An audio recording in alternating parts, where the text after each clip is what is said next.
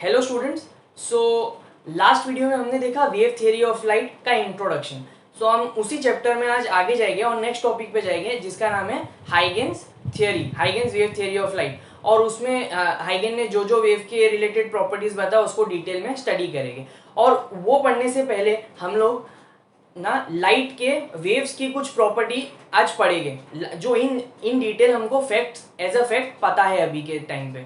ठीक है। सो सबसे पहला क्या प्रॉपर्टी है उसका कि light is an electromagnetic wave. Light is an electromagnetic wave जहां पे इलेक्ट्रिक फील्ड, मैग्नेटिक फील्ड और direction of propagation are mutually perpendicular to each other. अब ये कैसे होता है, देखो इलेक्ट्रोमैग्नेटिक वेव जनरेट कैसे होता है। पहली बात, हम लोग को इलेक्ट्रोमैग्नेटिक वेव जनरेट करने के लिए एक चार्ज पार्टिकल लगेगा। फॉर एग्जांपल एटम के अंदर इलेक्ट्रॉन, ठीक है, या आयन हो गया जो कि चार्ज पार्टिकल है। तो ऐसे चार्ज पार्टिकल जब मोशन में रहते हैं तब उनकी वजह से ना वेरिंग इलेक्ट्रिक फील्ड जनरेट होती है। और ये वेरिंग इलेक्ट्रिक फील्ड की वजह से वेरिंग मैग्नेटिक फील्ड जनरेट होती है और फिर इस वेरिंग मैग्नेटिक फील्ड की वजह से वेरिंग इलेक्ट्रिक फील्ड जनरेट होती है और ऐसा प्रोपोगेशन आगे होता रहता है मीडियम के अंदर। सो हम लोगों को ये पता चला कि वेरिंग इलेक्ट्रिक फील्ड से वेरिंग मैग्नेटिक फील्ड जनरेट होती है, फिर वेरिंग मैग्नेटिक फील्ड से वेरिंग इलेक्ट्रिक फील्ड जनरेट होती है और ये ऐसा होता रहता है।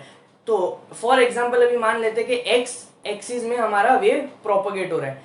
तो ये मान लेते हैं कि एक्स एक्सिस में अगर वेव प्रोपोगेट हो रहा है तो वाई एक्सिस में उसका इलेक्ट्रिक फील्ड होगा, तो जेड एक्सिस में उसका मैग्नेटिक फील्ड होगा। और ऐसे करके ना ये तीनों एक दूसरे से म्यूचुअली परपेंडिकुलर रहेंगे। ठीक है।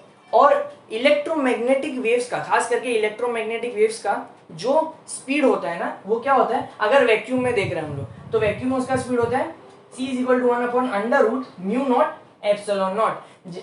म्यू नॉट क्या है, परमिएबिलिटी ऑफ फ्री स्पेस, और एप्सिलॉन नॉट क्या है, परमिटिविटी ऑफ फ्री स्पेस। ठीक है। सो ये तो वैक्यूम में हो गया। अगर ये इलेक्ट्रोमैग्नेटिक वेव किसी और मीडियम में, किसी एक मीडियम में, तो उसका जो स्पीड है वो कैसा होगा, 1/√μ0 एप्सिलॉन नॉट एप्सिलॉन आर। ठीक है। ये म्यू नॉट और एप्सिलॉन नॉट यू नो, और ये देता है हम लोग को speed of N electromagnetic wave in a particular medium. ठीक है। ये था कि लाइट इलेक्ट्रोमैग्नेटिक वेव है, तो उससे रिलेटेड कुछ चीजें पता चली। इलेक्ट्रोमैग्नेटिक वेव की स्पीड पता चल गया हम लोगों को। नेक्स्ट है कि लाइट तो ट्रांसवर्स वेव भी है नेचर में। लाइट क्या है, ट्रांसवर्स वेव है। हाइगेन ने डेफिनेटली उसको लॉन्जिट्यूडनल वेव बोला है, बट हम लोगों को पता चल गया आगे जाके कि लाइट क्या है, ट्रांसवर्स है नेचर में। और it can travel in vacuum, वो वैक्यूम में भी ट्रेवल कर सकता है, उसको कोई मटेरियल मीडियम की जरूरत नहीं है। जैसे हाइगेन ने बोला था कि उसको एक मटेरियल मीडियम लगेगा क्योंकि उसने उसको लॉन्जिट्यूडनल वेव बोला था, बट वैसा तो है नहीं, तो उसको मटेरियल मीडियम नहीं लगेगा। नेक्स्ट है, अच्छा, speed of light in other medium depends upon the refractive index of the medium.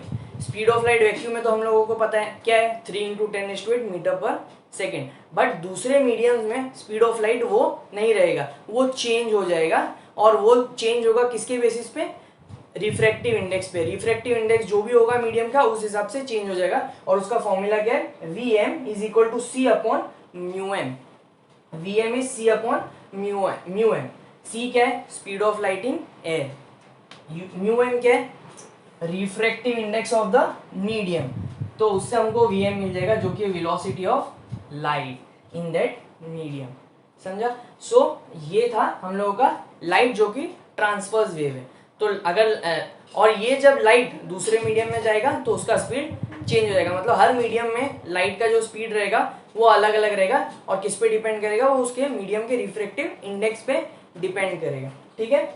और विजिबल लाइट जो कि पूरा विबग्योर रीजन है, वायलेट से शुरू होता है और रेड पे एंड होता है, तो वो पूरा जो रीजन है उसका वेवलेंथ का रेंज क्या है, 400 नैनोमीटर से 700 नैनोमीटर, या 4000 एंगस्ट्रॉम यूनिट से 7000 एंगस्ट्रॉम यूनिट भी कंसीडर कर सकते हो। और violet having the shortest wavelength, सबसे कम वेवलेंथ किसका है, वायलेट का, और सबसे ज्यादा वेवलेंथ किसका है, रेड का। ठीक है। आई होप ये आपको समझ में आ गया इतना टॉपिक। और इसके आगे अभी हम लोग, जैसे मैंने बोला था, हम लोग हाइगेन्स थियरी को डिटेल में स्टडी करेंगे, हम वो कंटिन्यू करते हैं। सो अभी हम लोग देखेंगे हाइगेन्स थियरी को डिटेल में, और उसका पहला पार्ट है primary and secondary source of light. अब प्राइमरी और सेकेंडरी सोर्स ऑफ लाइट क्या होता है, ये दो अलग सोर्सेज ऑफ लाइट है, नाम से पता चल रहा है दोनों ही सोर्स ऑफ लाइट है, बट एक प्राइमरी एक सेकेंडरी है। So primary source of light को हम लोग कैसे डिफाइन करेंगे, ये वो सोर्सेज ऑफ लाइट है जो खुद लाइट एमिट करते हैं, वो सेल्फ इल्यूमिनस है, उनका खुद का लाइट है और वो एमिट कर रहे हैं बिकॉज ऑफ सम रीजंस, वो खुद लाइट प्रोड्यूस करके वो एमिट कर रहे हैं, दे आर सेल्फ इल्यूमिनस। ठीक है, जैसे सन को किसी और के सपोर्ट की जरूरत नहीं है, वो सेल्फ इल्यूमिनस है, इसीलिए वो किस कैटेगरी में आएगा, प्राइमरी सोर्स ऑफ लाइट में। और जो सेकेंडरी सोर्स ऑफ लाइट है वो हम कैसे डिफाइन करेंगे, secondary source of light are those which do not produce light of their own, वो खुद सेल्फ इल्यूमिनस नहीं है, वो खुद अपनी लाइट प्रोड्यूस नहीं करते, बट वो क्या करते हैं, दूसरे सोर्स से लाइट लेके या तो रिफ्लेक्ट करते हैं या स्कैटर करते हैं। तो हम लोग एक बार फिर रीड करेंगे, secondary source of light are those which do not produce light of their own but receive light from some other source and either reflect or scatter it around. ठीक है, एग्जांपल के तौर पे मून। सो मून खुद self luminous नहीं है, वो सन से जो लाइट आती है उसको रिफ्लेक्ट करता है, that's why we see moon as glowy. Okay, next part जो रहेगा हाइगेन्स थियरी का वो है वेव फ्रंट। अभी वेव फ्रंट के डेफिनेशन को पढ़ने से पहले अभी देखते हैं कि वेव फ्रंट होता क्या है। अभी मैं एक एग्जांपल देता हूँ, ठीक है, जहाँ पे हम लोग लाइट के जगह साउंड वेव, वाटर वेव को यूज करेंगे। अब मान लेते हैं हमारे पास एक स्टोन है और हम लोग स्टोन को सी में या कोई किसी भी टब में जहाँ पे वाटर है उसमें थ्रो कर देते हैं। क्या होगा, वी नो जैसे स्टोन हिट करेगा वाटर सरफेस को, रिपल्स क्रिएट हो जाएंगे। स्टोन जैसे ही हिट करेगा सरफेस ऑफ द वाटर को, क्या होगा, रिपल्स स्टार्ट हो जाएंगे आजू बाजू, स्टोन के आजू बाजू। मान लेते ये स्टोन है, अब यहाँ पे अगर वाटर है तो क्या होगा, यहाँ पे से रिपल शुरू हो जाएंगे।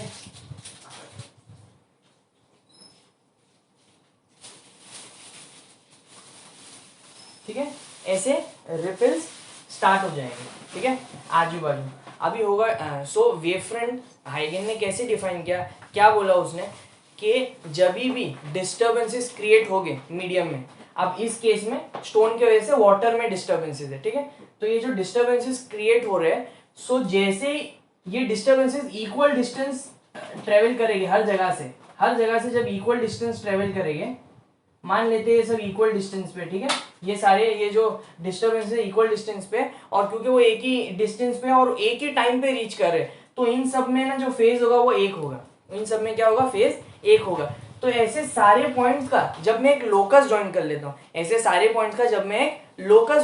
हूँ, जैसे ये पॉइंट है, ये पॉइंट है, ये पॉइंट है, ये पॉइंट है, इसका अगर मैं लोकस ज्वाइन कर लेता हूँ तो मुझे क्या मिल जाएगा, मेरा वेव फ्रंट। अब ये वेव फ्रंट है, दूसरा ये सारे है, ये सब एक फेज में, इन सबको मैं ज्वाइन कर लूंगा, मुझे मेरा और एक वेव फ्रंट मिल जाएगा, और ऐसे करके मुझे वेव फ्रंट मिलता जाएगा। तो इन शॉर्ट अभी हम लोग पढ़ते हैं। ठीक है, the locus of all points having the same phase at a given instant of time is called a wave front. मतलब अभी आप लोगों को समझा, जैसे साउंड वेव में साउंड वेव भी एक इंस्टेंट पे जैसे जाएगी, या हम लोग वाटर वेव का एग्जांपल, जैसे वाटर वेव है, स्टोन थ्रो किया, जैसे ही सरफेस पे हिट कर दिया, रिपल्स क्रिएट हुआ, किसी भी इंस्टेंट पे आपने रोक दिया तो देखा जो ripple at time t equal to 1 second मान लो, उस टाइम पे जहां जहां रिपल क्रिएट हुए थे, और वो अगर सारे रिपल्स एक ही फेज में है, और उन सबका लोकस अगर मैं ज्वाइन कर लूंगा तो मुझे क्या मिल जाएगा, वेव फ्रंट। और वो सारे पॉइंट्स जिनका फेज एक होता है, अगर मैं उनका लोकस ड्रॉ कर लूंगा, यानी उनके अराउंड पे पूरा मैं जो ज्योमेट्रिकल फिगर है वो कंप्लीट कर लेता हूँ, पॉइंट टू पॉइंट ज्वाइन कर लेता हूँ, तो वो जो फिगर मिलेगा वो मुझे वेव फ्रंट मिलेगा। फॉर एग्जाम्पल अभी मान लेते हैं एक 3D सोर्स है, 3D सोर्स सन हो गया। ठीक है, लाइट के लिए 3D सोर्स सन हो गया। ऐसा 3D सोर्स चाहे साउंड का हो या लाइट का हो, अगर वो 3D सोर्स हो तो ठीक है, 3 डायमेंशन में वेव ट्रेवल करेगी। ठीक है, हर डायमेंशन में वेव ट्रेवल करेगी उस सोर्स की वजह से, और उन सोर्स की वजह से जो हर डायरेक्शन में वेव जाएगी, उसके वजह से जो वेव फ्रंट क्रिएट होगा वो स्फेरिकल वेव फ्रंट क्रिएट होगा। कैसा वेव फ्रंट क्रिएट होगा, स्फेरिकल वेव फ्रंट। ठीक है, यही हम लोग पढ़ रहे हैं। 3 dimensional waves like sound wave, light wave travel in all direction away from the source and propagating 3 dimension, such a wave is called spherical wave front। अब इसका मतलब क्या होगा, मान लेते हैं हमारा सोर्स ऑफ लाइट है, ये क्या है, सोर्स ऑफ लाइट है, ये वेव यहां गया, यहां गया, यहां गया, यहां गया, ठीक है, इक्वल डिस्टेंस में, इक्वल डिस्टेंस ट्रेवल किया और इक्वल टाइम में। तो ये जो अगर मैं सब ज्वाइन कर लूं तो मुझे क्या मिल जाएगा, मेरा वेव फ्रंट, ठीक है, और ये स्फेरिकल है, ठीक है, वेव्स ऐसी भी रहेगी, जेड डायरेक्शन में ऐसी भी रहेगी, ठीक है, परपेंडिकुलर टू दिस बोर्ड भी रहेगी, परपेंडिकुलर टू द पेपर, ऐसी भी वेव्स रहेगी, तो पूरा स्फेरिकल रहेगा। ये आपको 2D में सर्कल दिख रहा है बट स्फेरिकल रहेगा वेव फ्रंट, ठीक है, क्योंकि वेव्स ऐसी भी जाएगी, ऐसी भी जाएगी, ऐसी भी जाएगी, ऐसी भी जाएगी, ठीक है। अब ये वेव जब आगे जाएगी, ये वेव फ्रंट से जब वेव आगे जाएगी तो ये इधर, ये वेव इधर जाएगी, इधर जाएगी,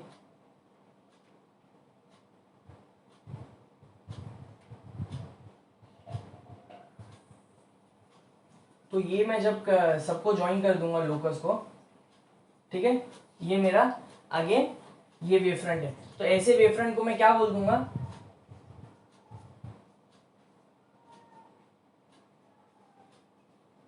wave front, spherical wave front. अब ये स्फेरिकल, अब अगर सोर्स बहुत ह्यूज है, ठीक है, सोर्स ऑफ लाइट बहुत ह्यूज है but spherical wave front he generate होगा, लेकिन ये सोर्स ऑफ लाइट हमसे बहुत दूर है, ठीक है, फॉर एग्जांपल सन, अगेन वही एग्जांपल लेंगे, क्योंकि वो बहुत दूर है तो उसका ना हम लोग को एक छोटा सा पार्ट ही, उस पर्टिकुलर स्फेरिकल वेव फ्रंट का एक छोटा सा पार्ट ही हम देख सकेंगे, और वो छोटा सा पार्ट एक छोटा सा लाइन जैसा होगा, इसके वजह से वहां से जो वेव्स आएगी ना वो हम लोगों के लिए एक दूसरे से पैरेलल आएंगे। वो वेव्स कैसे आएगी, एक दूसरे से पैरेलल आएंगे हमारी तरफ, जो भी उस सन को देखने, जो भी वो वेव फ्रंट को देखने की कोशिश कर रहे हैं, ठीक है, तो उस टाइम पे वेव्स कैसे ट्रेवल करेंगे, ऐसे, ठीक है, वेव्स ऐसे ट्रेवल करेंगे, और इन सब का पॉइंट को अगर मैं ज्वाइन कर दूं, अगर एक इंस्टेंट पे यहाँ पे ये देखो सब यहाँ पे रीच करे, इन सबको मैं ज्वाइन कर दूं तो मुझे क्या मिल जाएगा, मेरा वेव फ्रंट, और वो वेव फ्रंट कौन सा होगा, प्लेन वेव फ्रंट, और यही वेव फ्रंट यहां पर भी होगा, यहां पर भी होगा, तो ये जो है ये क्या है, प्लेन वेव फ्रंट, ये क्या है, प्लेन वेव फ्रंट, और ये जो हमारा था ये क्या था, स्फेरिकल वेव फ्रंट, ठीक है, ये प्लेन वेव फ्रंट था, ये रे ऑफ लाइट है। अभी आप लोग बोलोगे ये तो स्फेरिकल रेस तो समझ में आ गया, हर जगह जा रहे हैं, ये सिर्फ ऐसे डायरेक्शन में क्यों जा रहे हैं, क्योंकि हम लोग एक बहुत बड़े सोर्स का, बहुत बड़े सोर्स को हम लोग बहुत दूर से देख रहे हैं, तो उसका छोटा सा जो पार्ट है ना, उसका छोटा सा पार्ट हम लोगों को कैसे दिखेगा, स्ट्रेट लाइन की तरह, तो स्ट्रेट लाइन में से जो भी वेव्स आएंगे वो मानते हो ऐसे ही आएंगे, ठीक है, और वो जब वेव्स ऐसे आएंगे उनके जब हम लोग पॉइंट ज्वाइन करेंगे, और जैसे डेफिनेशन है लोकस क्रिएट करना है, तो इस पॉइंट पे सबका फेज इक्वल है, उसको अगर मैं ज्वाइन कर लूंगा तो ये जो लोकस बन गया है इसको मैं बोलूंगा प्लेन वेव फ्रंट, ठीक है, ये है plane wave front. I hope आप लोगों को ये समझ में आ। सो अभी हम लोग देखेंगे हाइगेन्स प्रिंसिपल, जो कि सबसे इम्पोर्टेंट पार्ट है, ठीक है। सो हाइगेन्स प्रिंसिपल बेसिकली क्या आइडिया देता है, why he propose this principle is कि वो बताना चाहता है कि ये वेव जो है मीडियम में कैसे प्रोपोगेट करेगी, एक पर्टिकुलर मीडियम में कैसे प्रोपोगेट करेगी, ये तो पता चल गया जैसे ही डिस्टर्बेंसेस क्रिएट हो गए, जैसे हम लोग ने वाटर में देखा स्टोन नीचे गिरा तो डिस्टर्बेंसेस क्रिएट हुए, वैसे ही जब भी आप एक सोर्स ऑफ लाइट को ऑन कर देते हो, जैसे घर में आपने ट्यूबलाइट ऑन कर दिया तो क्या होता है, जैसे ही आपने सोर्स को ऑन किया क्या होता है, डिस्टर्बेंसेस क्रिएट होना शुरू हो जाते हैं, और ये जैसे ही डिस्टर्बेंसेस एक पॉइंट पे रीच होते हैं, किसी भी टाइम पे आप वो डिस्टर्बेंसेस को रोको, वो इक्वल डिस्टेंस ट्रेवल किया और इक्वल टाइम पे उन पॉइंट्स पे पहुंचे, तो उन सारे पॉइंट्स का फेस क्या होगा, इक्वल, और उन सारे पॉइंट्स को जो आप जब ये ज्वाइन कर लोगे तो जो लोकस बनेगा, वो लोकस का जो भी ज्योमेट्रिकल शेप होगा वही हमारा क्या होता है, वेव फ्रंट होता है, वही हमारा वेव फ्रंट होता है। सो ये आइडिया तो हमारे पास क्लियर है। वेव फ्रंट से आगे होगा क्या, तो हाइगेन ने ना प्रिंसिपल दिया, और हाइगेन का प्रिंसिपल बेसिकली यही मानते हैं कि लाइट क्या है, वेव है, जो कि लॉन्जिट्यूडनल वेव है। तो उसने ये प्रिंसिपल क्यों दिया कि अब अगर मुझे पीछे का पता है वेव फ्रंट का शेप या वेव फ्रंट का क्या शेप है, तो मुझे आगे के वेव फ्रंट्स के शेप पता चल जाएंगे, और ऐसे मेरा वेव प्रोपोगेट होने वाला है। तो उसने क्या किया, हाइगेन he put forth a principle which makes it possible to determine the shape of the wavefront at any instant time t given its shape at the earlier time। तो अगर हम लोग को पता है कि उसका जैसे ही हम लोगों ने सोर्स को ऑन किया और हम लोग को पता है कि इसका जो वेवफ्रंट है वो स्फेरिकल है, स्फेरिकल वेवफ्रंट मिल गया मुझे, पहला वेवफ्रंट मिल गया। अब आगे जो आने वाले वेवफ्रंट है ना उनका शेप में इस पहले वाले शेप को यूज करके इजीली क्रिएट कर सकता हूँ। कैसे? उसने क्या बोला कि जो भी वेवफ्रंट होगा किसी भी शेप का, ठीक है, ट्यूबलाइट ऑन करोगे वेवफ्रंट सिलिंड्रिकल वेवफ्रंट होगा, जो भी बल्ब लोगे तो स्फेरिकल वेवफ्रंट होगा, ठीक है। एक सोर्स ऑफ लाइट के हिसाब से वेवफ्रंट का शेप होगा, ठीक है। अगर बहुत दूर से सोर्स है, बहुत दूर है सोर्स, तो उधर से जो वेवफ्रंट होगा वो प्लेन वेवफ्रंट होगा। वेवफ्रंट कोई भी हो, जो भी वेवफ्रंट है, अब उस पर हर एक पॉइंट कैसे एक्ट करेंगे? As per Huygens principle each and every point on that wavefront will behave as a secondary source of light। मतलब हर पॉइंट जो वेवफ्रंट पे है वो अब सेकेंडरी सोर्स ऑफ लाइट की तरह एक्ट करेगा। अब सेकेंडरी सोर्स ऑफ लाइट मतलब क्या हुआ? ये खुद इल्यूमिनस नहीं है, ये जो सेकेंडरी सोर्स है इनके पास खुद के पास कोई लाइट नहीं है, बट ये लाइट दूसरों से लेके या तो स्कैटर करेगा, रिफ्लेक्ट करेंगे। तो अब ये जो वेवफ्रंट है उनपे जो जो पॉइंट्स है वो कैसे एक्ट करेंगे? Secondary source of light.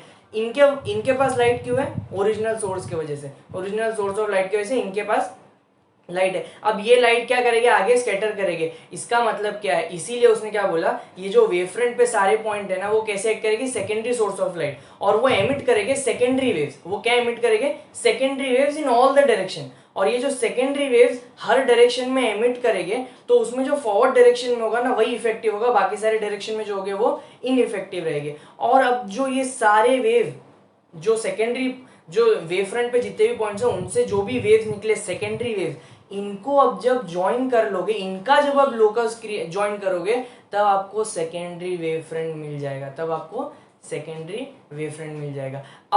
अब ये प्रिंसिपल आगे जाएगा। सेकेंडरी वेवफ्रंट जो है उन पे जो जो पॉइंट्स है वो सेकेंडरी सोर्स ऑफ लाइट की तरह एक्ट करेंगे, वो सेकेंडरी सोर्स ऑफ लाइट की तरह एक्ट करेंगे, और उधर से जो जो वेव्स जाएंगे वो सेकेंडरी वेव्स वापस से निकलेंगे और उनका वापस से लोकस क्रिएट होगा। उनका वापस से लोकस जब ज्वाइन करूंगा तब मुझे वापस से एक सेकेंडरी वेवफ्रंट, नया सेकेंडरी वेवफ्रंट मिलेगा। समझा? तो अभी हम लोग प्रिंसिपल को रीड करते हैं। Huygens principle states that each point on a wavefront acts as a secondary source of light, very important। each point on a wavefront act as a secondary source of light emitting secondary light waves, और उनको हम लोग क्या बोलते हैं? Secondary light waves को हम लोग क्या बोलेंगे? Wavelets. In all direction which travels with speed of light in the medium. जो भी मीडियम होगा उसमें जो भी स्पीड होगी उसी स्पीड से सेकेंडरी वेव्स भी ट्रेवल करेंगे। सेकेंडरी वेव्स की स्पीड कम नहीं होगी, सेकेंडरी वेव्स की स्पीड वही होगी जो लाइट की स्पीड उस मीडियम में होती है, ठीक है। तो वो हर डायरेक्शन में, यहाँ पे बात क्या होगी? हर डायरेक्शन में तो ट्रेवल करेंगे।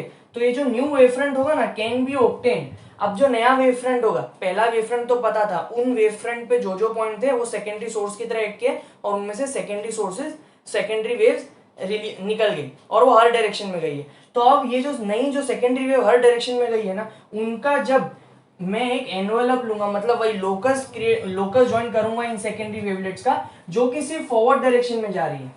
वेव्स अब हर डायरेक्शन में गई, एक पॉइंट से जो सेकेंडरी वेव निकली है वो हर डायरेक्शन में गई है, बट मैं कौन सी डायरेक्शन को कंसीडर करूंगा? सिर्फ फॉरवर्ड डायरेक्शन वाले को।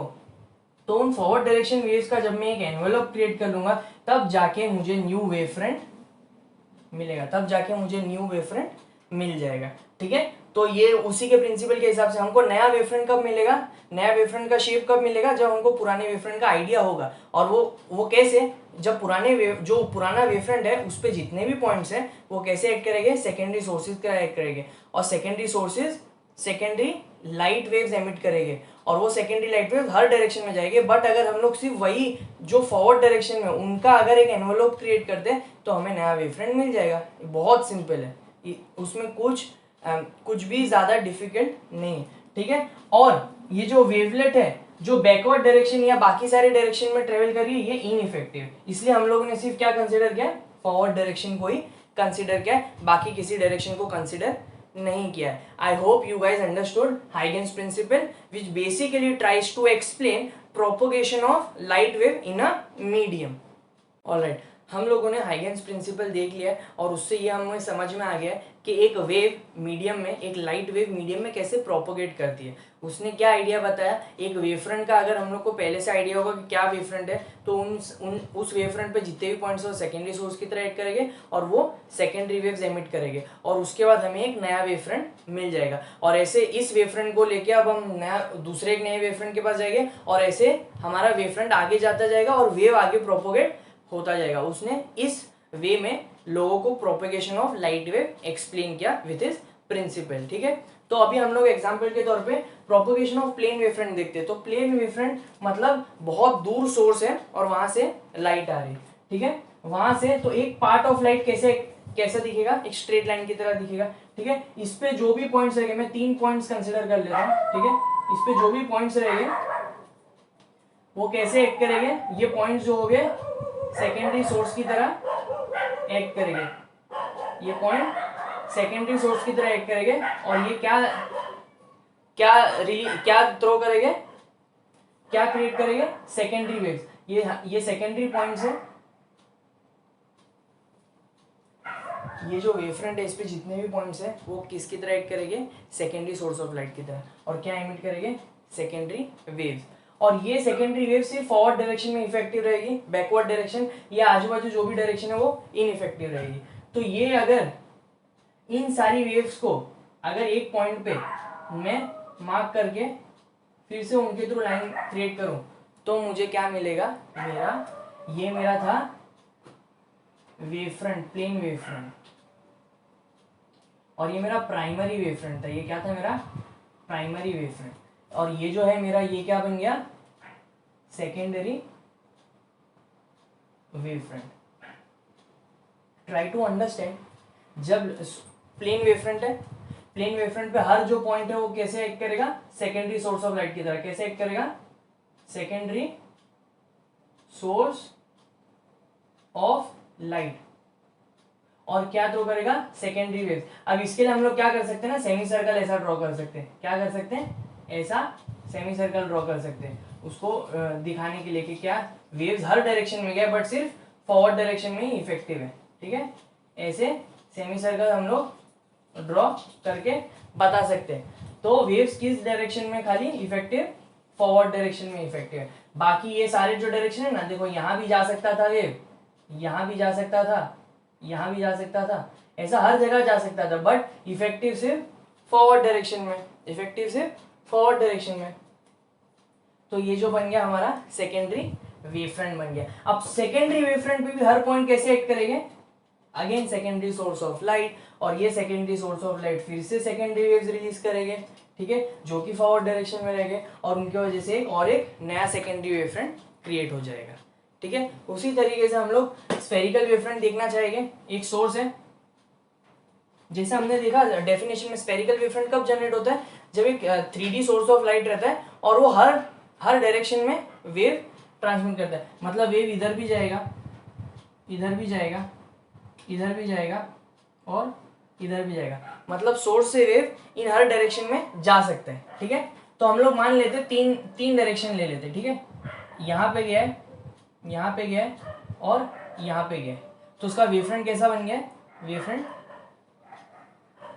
ऐसा बन गया। ठीक है, अब इन तीनों डायरेक्शन से वेव कैसा जाएगा, फॉरवर्ड। इधर का फॉरवर्ड ऐसा है, इधर का फॉरवर्ड ऐसा है, इधर का फॉरवर्ड ऐसा है। अगर मैं इसको फिर से ज्वाइन कर लूंगा तो मुझे क्या मिल जाएगा, मेरा सेकेंडरी वेवफ्रंट। ये मेरा क्या है, ये मेरा प्राइमरी वेवफ्रंट है। ये मेरा क्या है, प्राइमरी वेवफ्रंट, ये मेरा प्राइमरी वेवफ्रंट है। और ये मेरे प्राइमरी सोर्स ऑफ, ये मेरे सेकेंडरी सोर्स ऑफ लाइट है जो सेकेंडरी वेव्स एमिट कर रहे हैं, हर डायरेक्शन में एमिट करेगा। अच्छा, यहाँ से देखो, ये इस डायरेक्शन में भी जाएगा, इस डायरेक्शन में भी जाएगा, इधर भी जाएगा, लेकिन ये सारे डायरेक्शंस क्या इनइफेक्टिव है। खाली फॉरवर्ड डायरेक्शन जो है वो इफेक्टिव रहेगा। और उन सारे पॉइंट्स का अब मैं जब लोकस ड्रॉ कर लूंगा तो मुझे क्या मिल जाएगा, सेकेंडरी वेवफ्रंट। क्या मिल जाएगा मुझे, सेकेंडरी वेव। सो जैसे अभी हम लोगों ने हाइगेंस प्रिंसिपल कंप्लीटली स्टडी कर लिया है, और इंट्रोडक्शन भी देख लिया है, तो हम कुछ क्वेश्चंस है जो उनकी तरफ जाएंगे और ये आप लोगों को ट्राई करना है, ये क्वेश्चंस को आप लोगों को ट्राई करना है, ठीक है। सो क्वेश्चन नंबर 1 है explain how primary source of light emit light wave on their own with suitable example. मतलब क्या रीजन है जिनकी वजह से वो लाइट वेव खुद ही एमिट करना शुरू कर देते हैं, और give example of secondary source of light other than moon. ये क्वेश्चन नंबर 2 है। क्वेश्चन नंबर 3 है which of the following phenomena proves that light is a transverse wave. वो क्या है, वो क्या रीजन, वो कौन सा फिनोमिना है जो ये प्रूव कर देता है कि लाइट एक ट्रांसवर्स वेव है।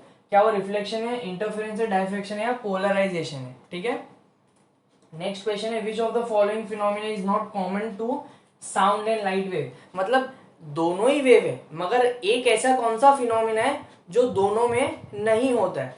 इंटरफेरेंस, डायफ्रैक्शन, कोहेरेंस, पोलराइजेशन, ठीक है। Think and answer. Which of the following phenomena is not explained by Huygens construction of wavefront, ठीक है। Refraction, reflection, diffraction, origin of spectra. I hope ये questions आप लोगों ने note down किए। Try to think on these questions, answer find करने की कोशिश करो, ओके। सो हम नेक्स्ट वीडियो में दूसरे टॉपिक के साथ हम नेक्स्ट वीडियो में नए टॉपिक को डिस्कस करेंगे।